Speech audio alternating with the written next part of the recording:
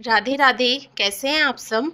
आज हम देवशयनी एकादशी व्रत कथा का श्रवण करेंगे। नारायण भगवान की जय। एक बार धर्मराज युधिष्ठिर ने कहा, हे केशव, आषाढ़ शुक्ल एकादशी का क्या नाम है, इस व्रत करने की विधि क्या है और किस देवता का पूजन किया जाता है।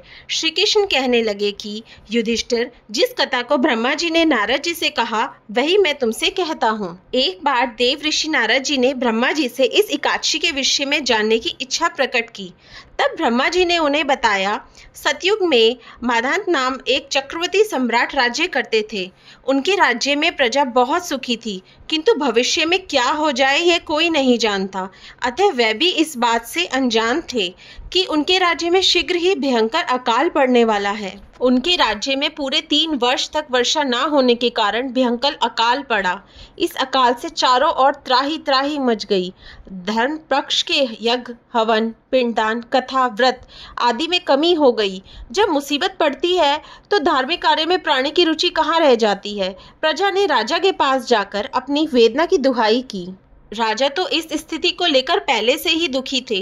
वह सोचने लगे कि आखिर मैंने ऐसा कौन सा पाप कर्म किया है जिसका दंड मुझे इस रूप में मिल रहा है।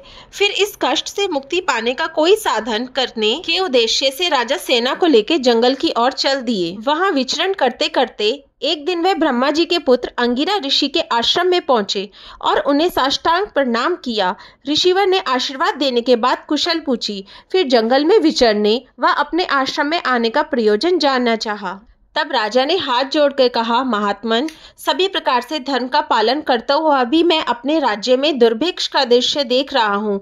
आखिर किस कारण से ऐसा हो रहा है, कृपया इसका समाधान करें। यह सुनकर महर्षि अंगिरा ने कहा, हे राजन, सब युगों से उत्तम यह सतयुग है। इसमें छोटे से पाप का भी बड़ा भयंकर दंड मिलता है। इसमें धर्म अपने चारों चरणों में व्याप्त रहता है। ब्राह्मण के अतिरिक्त किसी अन्य जाति को तप करने का अधिकार नहीं है, जबकि आपके राज्य में एक शूद्र तपस्या कर रहा है। यही कारण है कि आपके राज्य में वर्षा नहीं हो रही है।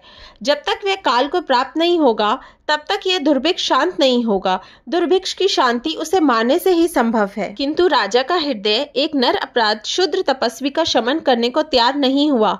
उन्होंने कहा, हे देव, मैं उस निर अपराध को मार दूं, यह बात मेरे मन स्वीकार नहीं कर रहा। कृपया करके आप मुझे कोई और उपाय बताएं। महर्षि अंगिरा ने बताया, आषाढ़ माह के शुक्ल पक्ष की एकादशी का व्रत करें। इस व्रत के प्रभाव से अवश्य ही वर्षा होगी। राजा अपने राज्य की राजधानी लौट आए और चारों वर्णों सहित एकादशी का विधि पूर्वक व्रत किया और व्रत के प्रभाव से उनके राज्य में मूसलधार वर्षा हुई और पूरा राज्य धन धान्य से परिपूर्ण हो गया। ब्रह्मा वैवर्त पुराण में देवशयनी एकादशी के विशेष महात्म्य का वर्णन किया गया है। इस व्रत से प्राणी की समस्त मनोकामनाएं पूर्ण होती हैं। नारायण भगवान की जय। इसी एकादशी से चातुर्मास का आरंभ माना जाता है। इस अवधि में कोई भी शुभ कार्य जैसे विवाह आदि नहीं किया जाता। मान्यता है कि इस दिन से भगवान श्री हरि विष्णु क्षीर सागर में शयन करते हैं और फिर 4 माह बाद उन्हें उठाया जाता है। उस दिन को देवोत्थानी एकादशी कहते हैं या देव उठनी एकादशी कहते हैं। आपको कहानी कैसी लगी प्लीज कमेंट में जरूर बताइएगा। मेरे चैनल को सब्सक्राइब कीजिए, वीडियो को लाइक कीजिए एंड शेयर कीजिए। राधे राधे।